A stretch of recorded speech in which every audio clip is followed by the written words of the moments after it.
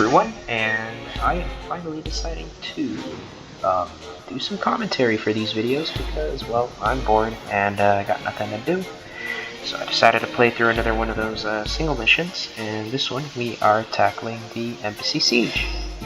Basically, the jihadists, or the insurgents, have decided to take out a embassy, or like capture an embassy outside the green zone, it says here, I think.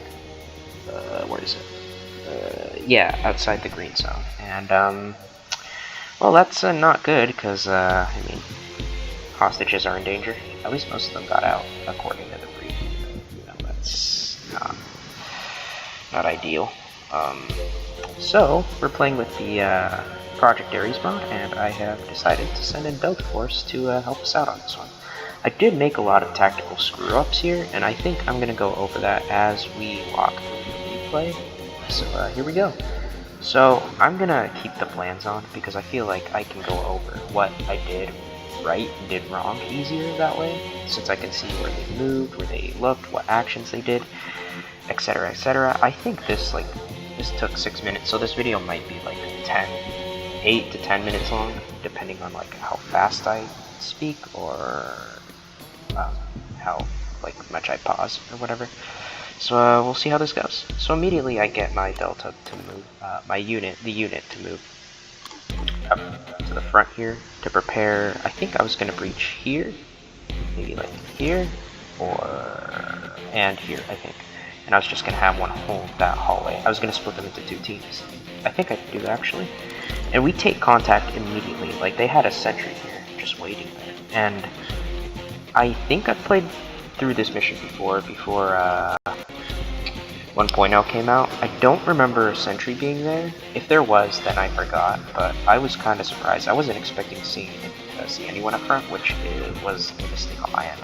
But at least our lead here does take him out. And there was a second sentry right there, actually, and he saw his buddy go down, so he immediately aims his RBK. He gets his RBK ready, but our Delta unit here takes him out with the MP7, and we just continue to flow. Eventually they do realize what's going on and open that door in a bit. And yep, right there. And they are easily taken out because they don't have as much training as our Delta boys, so we just continue to clear. We hold this because I'm taking it little by little. Like I don't want to like rush too much, or else I'll just get people unnecessarily killed. This guy tries to blind fire, sniper takes him out. I decide to hold with this Delta here, Mr. Pancake. I clear the window, there's an insurgent. Luckily we had a gun up here. You never want to do that in real life because you don't know how fast these guys are.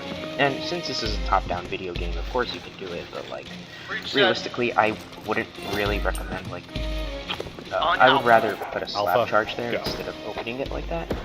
So we go in, I think we did take an engagement here. We keep, luckily there was, no insurgents or executioners guarding the hostages, which is one of my concerns here.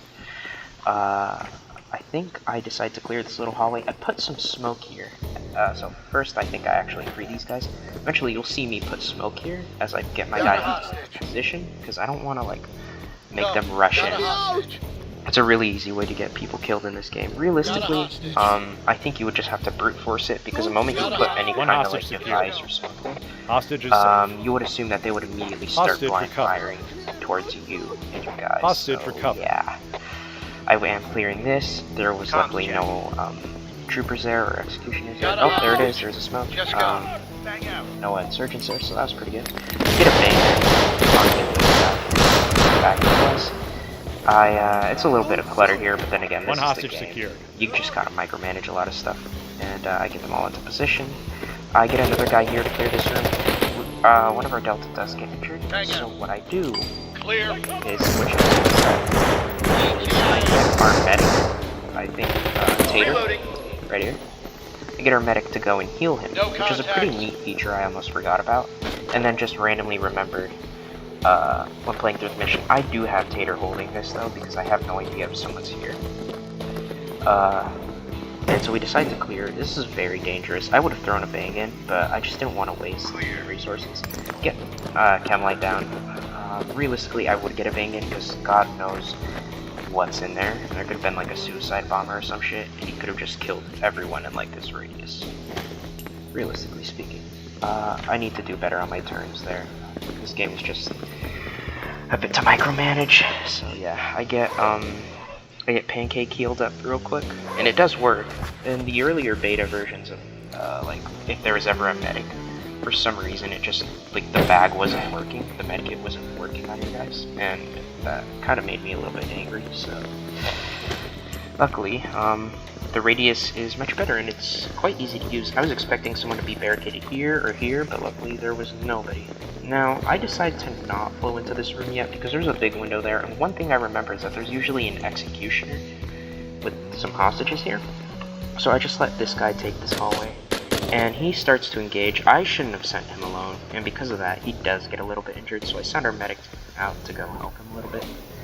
And he does, but I shouldn't have sent him alone. That was one of my mistakes. I should have at least gotten a device down there, or maybe here. Definitely here, realistically. I get some smoke there because I need to clear this room, and if there is indeed an executioner in there, that is a massive problem for us. If he sees us, we won't have enough guns, and he might kill a hostage by the time that we actually get a gun up on him. So we end up clearing this room. I don't throw a bang in because I want to take this current down. Luckily, there was nobody in it. So my plan here, I'm gonna pause it real fast, was that I am gonna get 2 breaching charges on this door, and 2 more breaching charges here. I think these are like pocket charges. They're not as good as breaching charges, not as explosives. If there's like an enemy right here, it won't damage them. But I mean, you can carry more, so that's the advantage. And I don't really need to worry about damaging anything here, since there's like a bench here, and the distance to like stun or damage wouldn't even like affect them as much as the normal breaching charges would.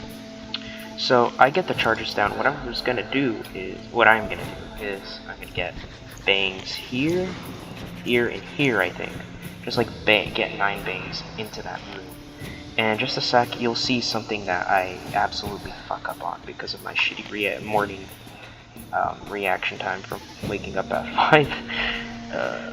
Yeah. Okay.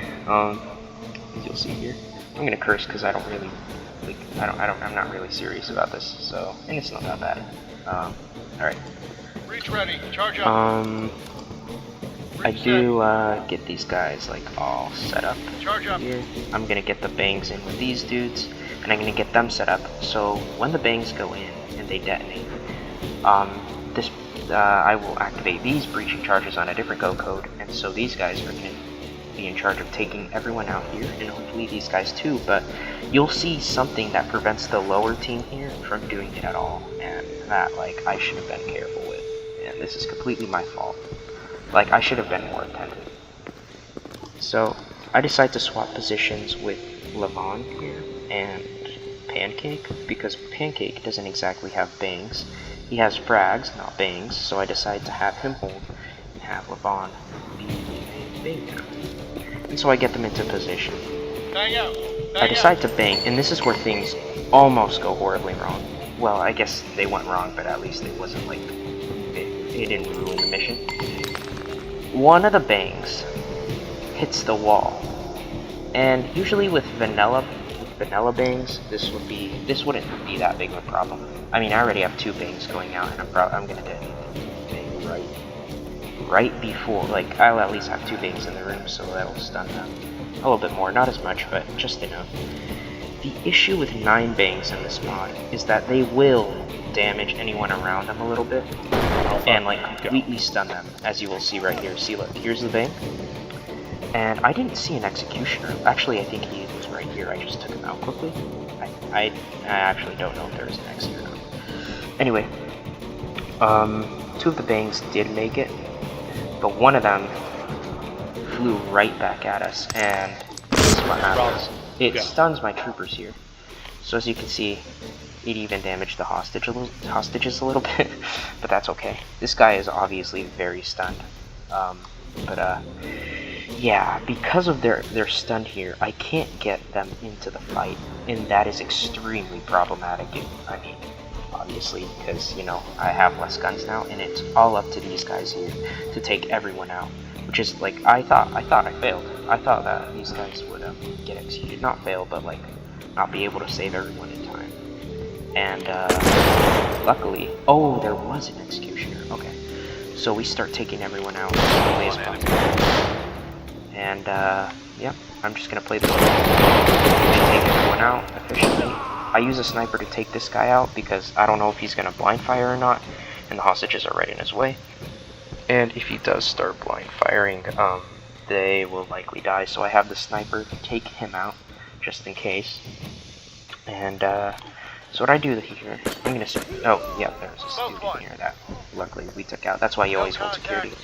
I get Tater to run all the way over here to get these guys healed up. And I was like, oh my gosh, that was a miracle. Like, I thought it was over for these two. Like, there's no way. Tango in sight. And we decide to clear the last room here. Any orders?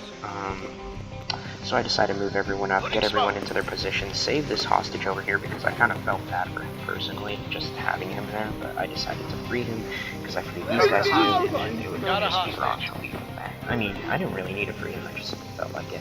Anyway, I'm going to speed this up for the sake of time.